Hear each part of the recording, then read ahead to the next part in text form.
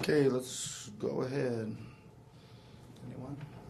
Nick, I guess what did you just kind of make a Quentin there in the second half? Hit some really tough shots for you guys in the fourth. Yeah, he obviously kind of needed it there, falling down whatever 8, 9, 10 there down the stretch, and really energized us. I think he came up and got a couple in. Then we started jarring the ball away a little bit, and I think it really sparked us to get back in the game and make it go down to the last possession. Some unusually big front court tandems the last two games with Giannis and Brook, and then tonight with Rudy and Naz. I guess what lessons do you hope your bigs take away from that experience? Yeah, I mean, I think a couple things. Let's start with the other guys first. That the other guys aren't going in there and just serving up block shots after block shots. I think they're learning. We obviously talk about that in the game. Like once you beat them and they're going to be there, you can't really do much with them at the rim. So you got to make the next play out. However, we're going to do that. That's the first thing. And the other thing is mostly it comes down to rebounding, right? And it's not just the sheer size of it. It's what those guys, not only are they big, but they're also good at just before the shot is taken, they're dislodging and pushing and throwing you underneath. And as it's time to turn and block out, they've already started on you, right? So that's the kind of a little bit of the experience or gamesmanship you got to learn to be able ready to anticipate that. Just maybe a count before the shot's taken rather than waiting till one goes up to get into the fight with that rebounding. Right, I thought that happened to us quite a bit tonight, where we got almost pushed out of bounds and they'd be standing there, the clean putback, right? Nick, Ricky played about 2.5 minutes in the first quarter and then didn't end up back in the game.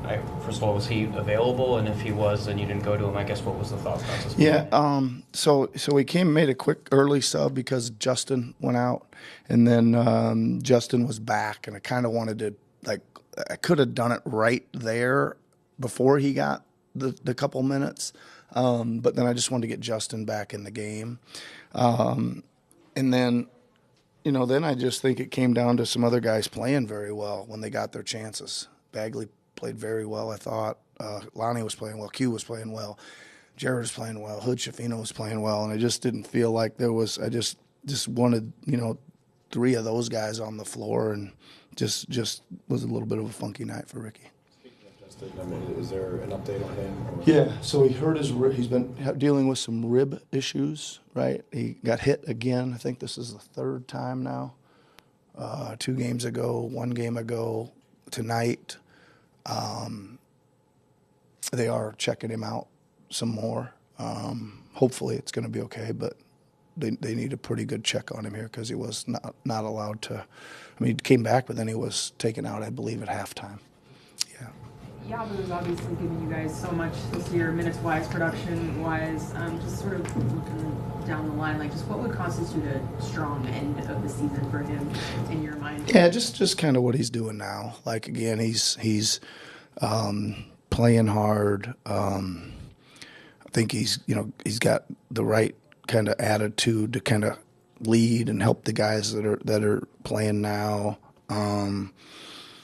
I think he makes some tough plays. He seems to find himself in the right place for some, transition or drives or whatever. Gives us a pretty good pick and pop option. I know he didn't hit any tonight, but it's still part of moving the offense to the next action, and he's very good at that as well. So just kind of that spirit, that fight that he played with tonight, finish out the last 4. Talked a lot about Marcus's hustle before the game. It seems like he has really good timing for putbacks. Yes. What goes in besides hustle? Just what goes into that? Yeah, I always think that you're right. He's got a little bit of a knack for it, right? But again, I always say that how many offensive rebounds did he end up with? 3, 4. Ended up with 3. Felt like a lot more than that, didn't it? They were all putbacks, I think. Maybe that's why. But if you're gonna get 3 or 4, you probably got to go 18 to 20 times. And I think he's just a consistent, he just consistently makes that effort to go.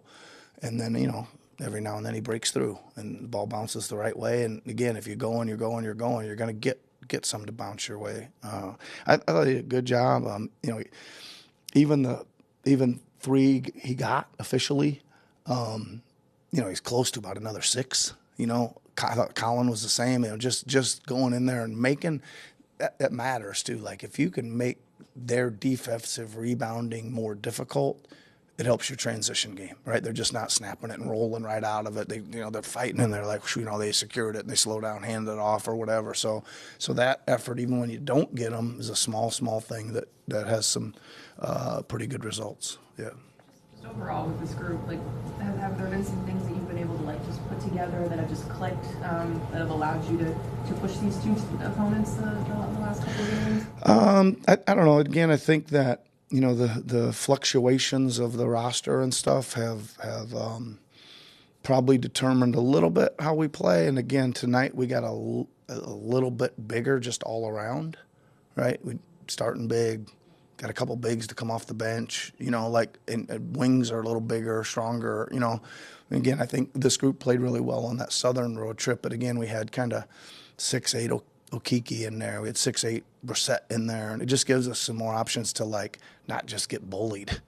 You know what I mean? Just, like, pushed out, just a little bit more height across the board, I think gives us a chance to stand in there and guard, stand in and contest shots, stand in there and rebound. I think that's probably it. Yeah. Thank you. See you.